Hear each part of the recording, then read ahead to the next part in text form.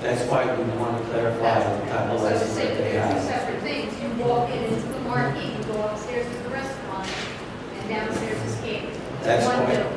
That's exactly what we were told, and that's why we want clarification on that license. Can I just clarify, just very, because I feel like there are a lot of questions. So what was explained is that there's two different kind of liquor licenses. One specific for the marquee for catering halls, which is this one, and one specific for the restaurant. Our understanding is they might be using them improperly for the other establishments. So we just want some clarification from them as to whether or not they have two valid liquor licenses, and are they using them appropriately, or are they trying to use this liquor license for this establishment? Is that clarified for everybody? All right. Yes. So the letter was a warning letter saying if you don't provide us with information, we have to take the next step of alerting the liquor license association about what we think is happening. Nancy? Well, with all this going on, shouldn't we make motion to at least table this until there's better clarification? Because we're gonna vote on something here that is still up in the air. I'm gonna say, I make a are you motion. both making a motion to table? I have a motion to table, second by John. All in favor? Aye. Any opposed? What's the motion? I didn't Table. Table it, Table it. the next month's meeting, so back to economic development, correct? Correct. based on the fact that we got some information that Mr. Right. said was Correct. We'll get a couple emails and we'll clarify it. So it's tabled motion, John, second. Okay, Bob, abstention. Opposed? All in favor? All, I'm sorry.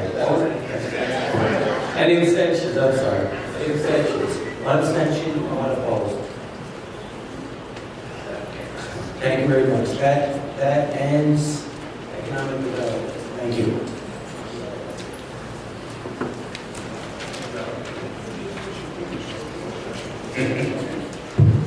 Okay, at this point, I just want to circle back. There's a little confusion, and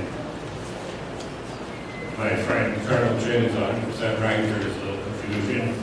Discussion on the nomination election guidelines.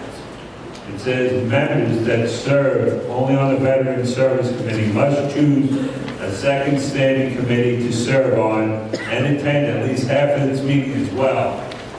This is only for the members of the board that are on the Veterans Committee and want to run for one of the 5 officers positions of the board. If you are on the Veterans Committee, you do not have to join another committee unless you want to run for officer of the board. I am nominating you for chairman, you know that. I said, I'm going to nominate you for chairman at the next election. You gotta join another committee. But we do not ever want to put any undue hardship on our veterans, especially our senior veterans that are still hanging in and giving us the service that they've always given us. So we do appreciate your service, Colonel, and the rest of the veterans. Okay, we did economic development. Does that clarify things? And we'll put it in writing and we'll send it out, okay? Does that satisfy you now? You do not have to join any other committee. Just stay the way you, of course. Thank you. No problem. At this point, we got Youth and Educational Service, which is Barbita. Good evening, everybody. That's a pretty much self-explanatory. I just wanted to stress that for those who are merchants, we have sent out the applications for the youth internship program. We'd love to get them back as soon as possible. So if you've got them, great. If you need them, let us know. The only other thing is we will be meeting next week, and we will then be releasing the names of the honorees for the Yankee scholarships. Thank you very much. Thank you, Bob. At this point, we have Municipal Service, Joe Russo.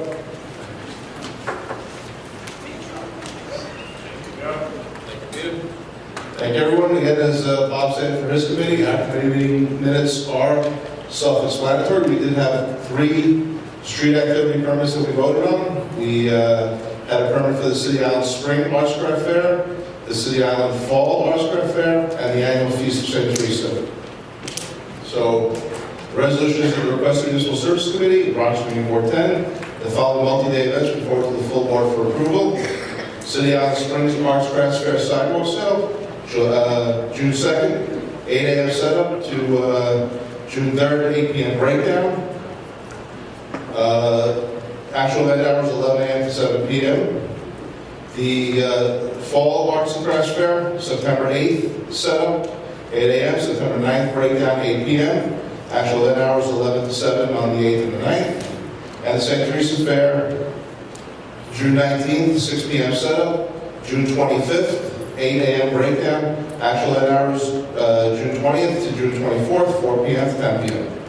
So with that, I'll put it to the full board. Motion to accept? All in favor? Any question on the question? The second item, that spring, says fall. Okay, well, that's right. Yeah. Correct. Okay. Any other questions? All in favor? Any opposed? Any abstentions? All right, unanimous. Okay, next we had a discussion around traffic on I-695 right outside the door here. And there were two items. The first one is the fact that the Randall Avenue exit, which is right here, is not in compliance with federal statutes, which are stated in the manual on uniform traffic control devices in terms of signage and ramp length based on speed. So we did not make a resolution, but we did ask that a letter be sent by the district manager to request the state DOT to look into the situation and offer solutions to make the exit compliant. Additionally, those of you who live in the Locust Point area know that the Harding Avenue entrance to the Throgs Neck Bridge, which had been closed on weekends during rush hours previously, has now been open, apparently has been open permanently now that the cashless tolling is in place. This caused a lot of backup, especially around the holidays, with Thanksgiving and Christmas.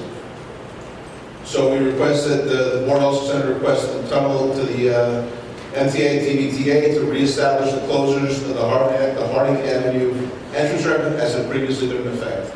So those are two action items for the board to take on. We did not have a resolution on either of those, we just request that. Final item on the agenda was we did have a request for a name change. There's a car dispatch firm right now at 3432 East Tremont Avenue. I believe the gentleman was here during public participation, which I happened to walk in late on, so I missed it. I'm sure he explained very well what they were looking at. So they are looking to change the name. They already have the existing license and looking for a name change. In order to do that, they need support from the community board, the city council member, and another entity. But we are the first ones on the list, so we passed a resolution unanimously asking for a letter of support to change the current licensee to Harmony Limo Transportation LLC, which is the new name. Resolved that the recommendation of the Municipal Service Committee, the request for a name change of the black car-based license located at 3432 East Tremont Avenue be changed to Harmony Limo Transportation LLC, and this request be forwarded to the full board for approval. Motion to accept? Any questions? All in favor? Any opposed? Any abstentions? Any recusals? It's unanimous. Thank you.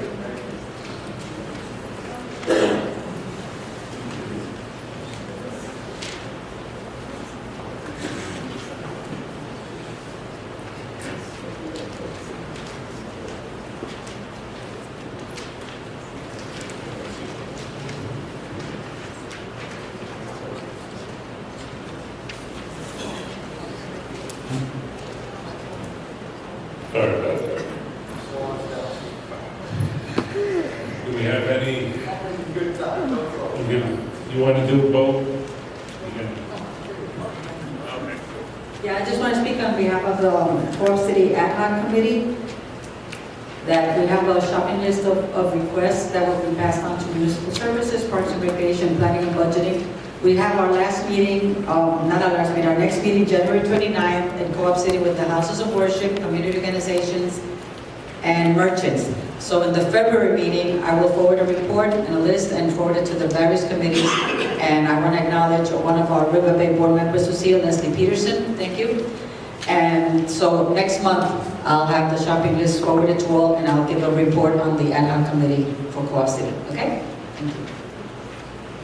Thank you, Nancy. At this point, we're going to hear from the co-chairperson for Parks and Recreation, Terrence Franklin. You can see as what we discussed, and that's pretty much what it is. Thank you.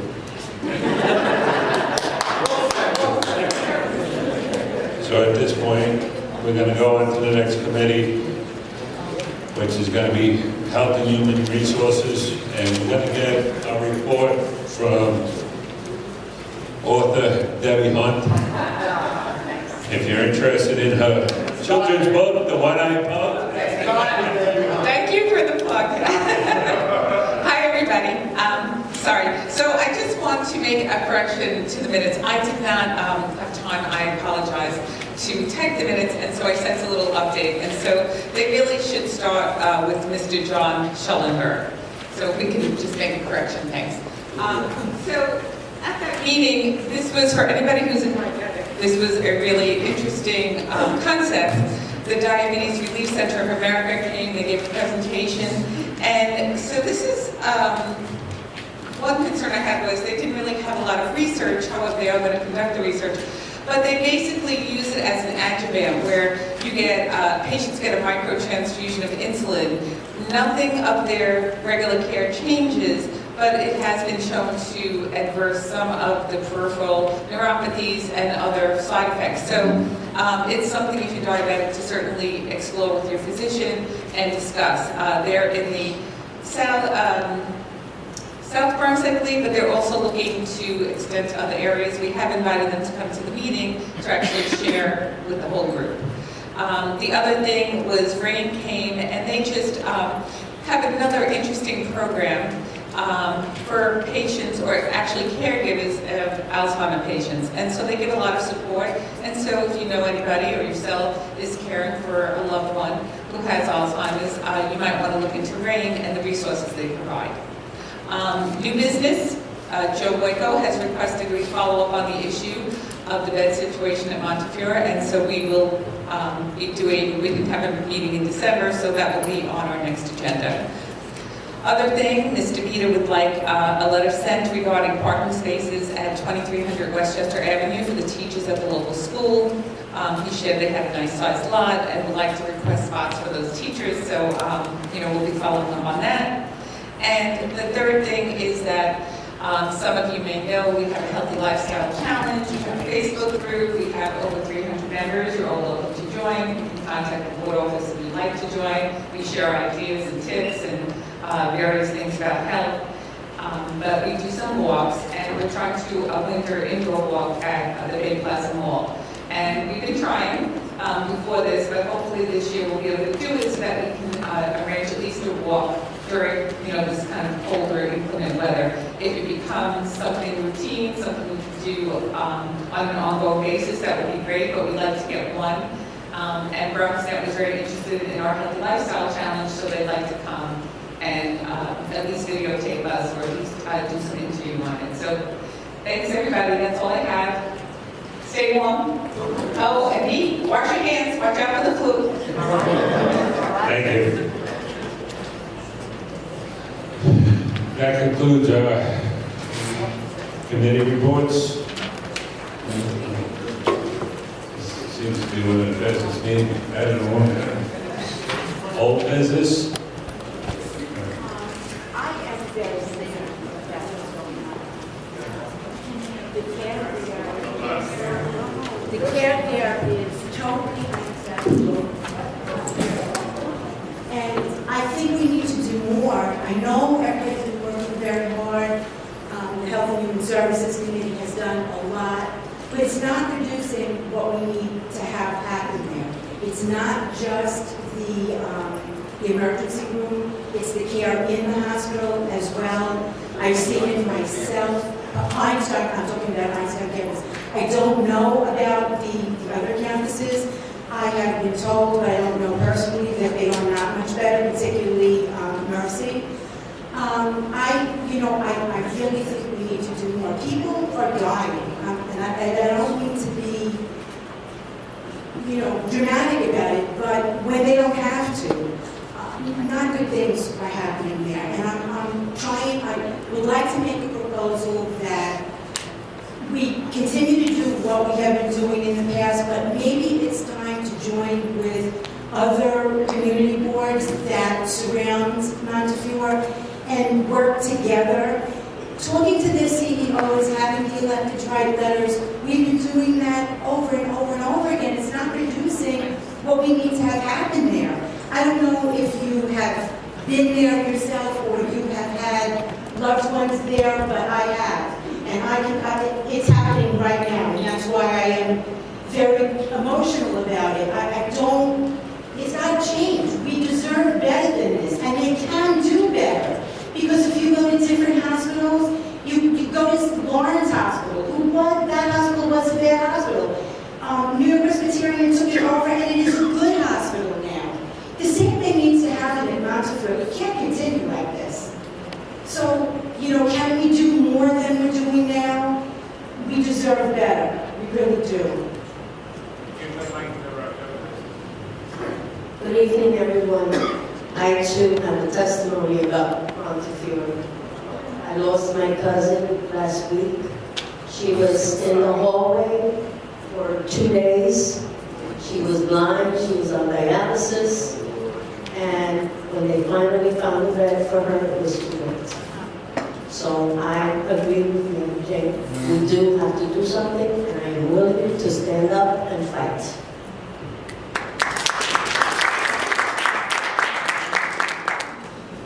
Thank you, Karen. With respect to that service, I belong to United Health, under the pockets of the veterans. It's mainly United Health. Back in September and November, they say, we got to find a new doctor, you cannot use the services of insurance. This hospital, Einstein? no, Montefiore. I've been using that as NYU. Now suddenly, and Dr. Twitter had to switch over to United Healthcare, and here to cover me. And I was using them for quite a few years, and now suddenly in November, or something said, you got to find a new doctor or a new health plan, because we're not taking United Healthcare. United Healthcare is big, the number one HMO.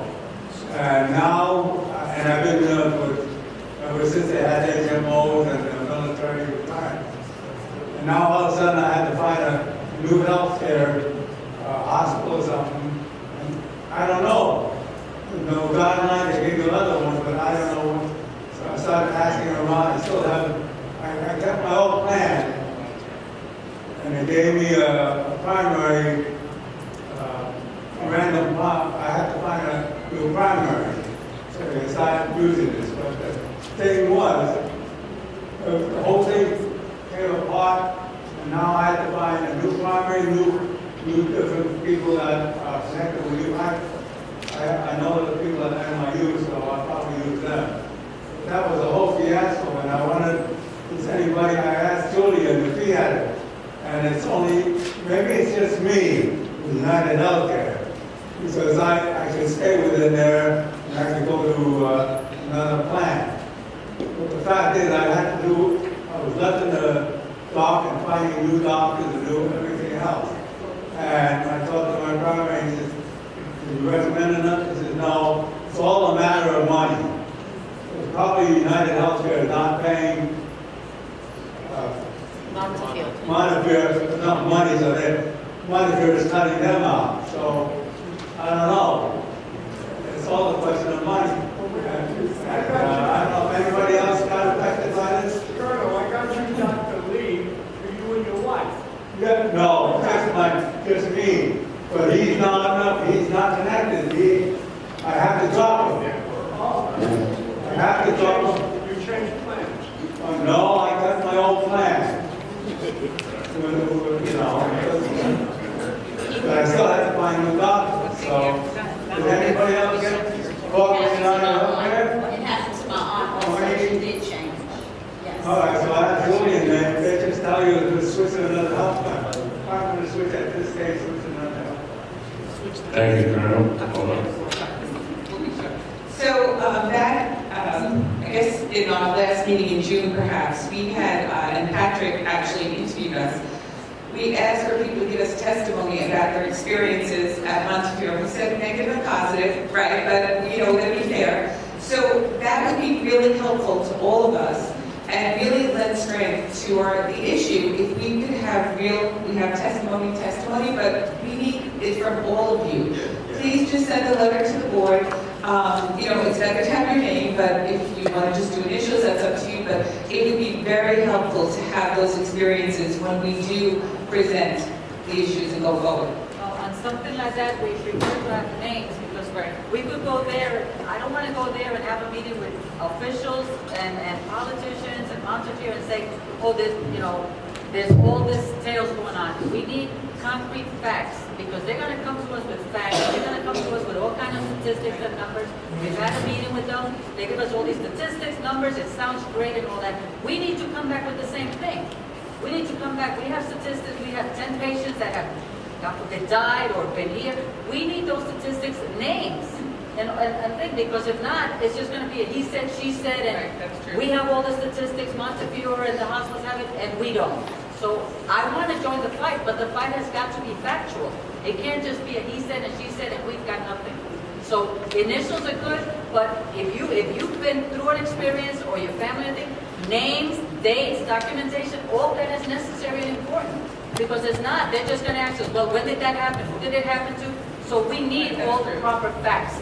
We're ready to take on the fight, but the fight can't just be taken on with, oh, this happened to my cousin, this happened to my niece. It's got to be names, facts, dates, exactly nurses' names, doctors' names, everything that we need, and we can go with them. Look, we've got all this documentation. So your numbers sound great, but look, our numbers are going to sound better to contradict the greatness that you say you have. You're not that great because we've got these facts. So we need all your help here. Thank you, Nancy. I just want to be clear that those at campuses in Board 11, so anything we do, we should include Board 11 and I'll make sure that they're involved and they have the contacts and they know as well some of the issues and probably that's on in their districts. So it's best we contact them first. So I'll do that tomorrow. Sure. Those campuses are in Ward 11, CB 11, so I think it's best that we contact them as well, so we can get more of a unified effort to address these matters, okay?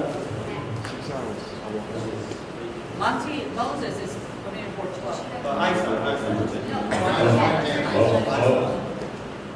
Relax. President, Debbie probably has Debbie Hummel probably answer this question better, but it's getting disturbing now. We're talking about how bad the conditions were, and now we're talking people dying. Who oversees these hospitals? They get ratings every now and then, so we should request these ratings and the performances to see agencies that go in, and I know we can go online.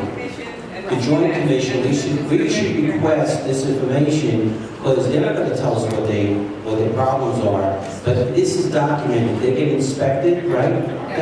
They get inspected, and all these things, and like there's hospitals that, you know, their ratings for people that got bed sores, and there's ratings for people that. So you look at that hospital, and go, I don't want to take it here because they have a very high thing. But anyway, we got to get that report. You know, we can request that report. Right, we can get all that information. The problem is that Montefiore came, I wasn't at that meeting, but they painted a glowing picture, right, of all that. That's right. I mean, we got this subject down now. Unless we really don't want to keep going on, this has to go back to committee. Do you have something on a new topic? I never speak up. I'll give you, Assemblyman yeah, Benedetto. right. Assemblyman Benedetto is a state legislator. He could get state reports. They closed down local Westchester Square Hospital. The state did it. Assemblyman Benedetto asked him to get involved and get what we need to support. My husband nearly died in Einstein. They left him in a hole years ago. There's a lawsuit of medical malpractice against Einstein and Montefiore. I have no love for that hospital. So ask Assemblyman Benedetto to get involved and get all the statistics that are needed. Okay, again, this is committee stuff. We can't be hashing it out right now in old business. We don't take any questions once the, public speaking portion's done. We don't take questions from the public. So let's move on to new business. Any new business? Go ahead, Bob. On a much lighter note,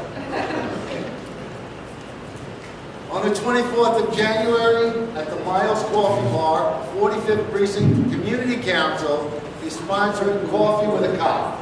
We'd love for you to all come out, get to know your police officers, say hello. It's just a meet and greet so that we can get together, so that the community and police can just feel more comfortable with each other and basically just building relationships one cup at a time, it says. So please come out on the 24th to the Miles Coffee Bar at 4039 East Tremont. Coffee with a Cop. You're all welcome. We'd love to see you there. Thank you. All right, we got one more little thing. Hold on.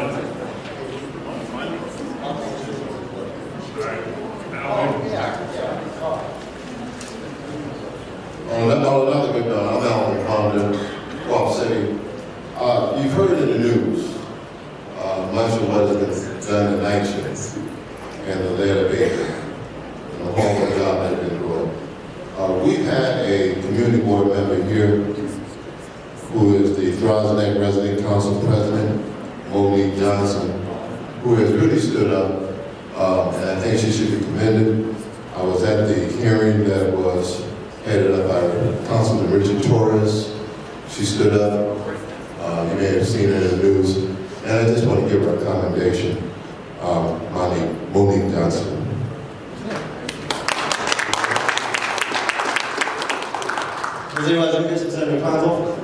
Good evening, everyone. Excuse me. Happy New Year. It's been an interesting New Year for our office, but nonetheless, Happy New Year. In reference to the lead paint at Drosnick houses, Senator Klein last month at Ms. Johnson's resident council meeting committed to test affected apartments. And we did a survey and actually canvassed the Drosnick houses and identified several apartments and actually were able to gather 37 children who we believe their apartments have lead paint in them.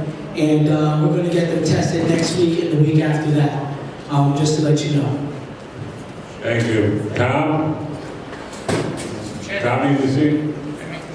What's up? I make a quick announcement, please. Go ahead, Joe. For those from Co-op City or who are interested, there's a lot of residents within our community very unhappy with the new strip mall at the corner of Manchester and Barstow Avenue relating to signage. The DOB did give the blessings for that latest new sign going up, which is going to be 300 feet tall. That's as tall as one of our high-rise buildings. So one of our residential community organizations this Tuesday is having a meeting in Bartow, room 31 at 7 o'clock. Councilmember King or his staff members will be there, and we're going to take the fight further to City Hall if we have to on that sign. So for those from Co-op City or others who are interested, please attend that meeting. One more thing I forgot to mention, on the 1st, we're having the 45th Precinct Community Council at St. Teresa School, and we're expecting the police commissioner to come. So again, you're all welcome to join us. You did mention that earlier. Now, this is a special request. We usually don't do this, but since I had a board member request this, this is for Matt Cruz.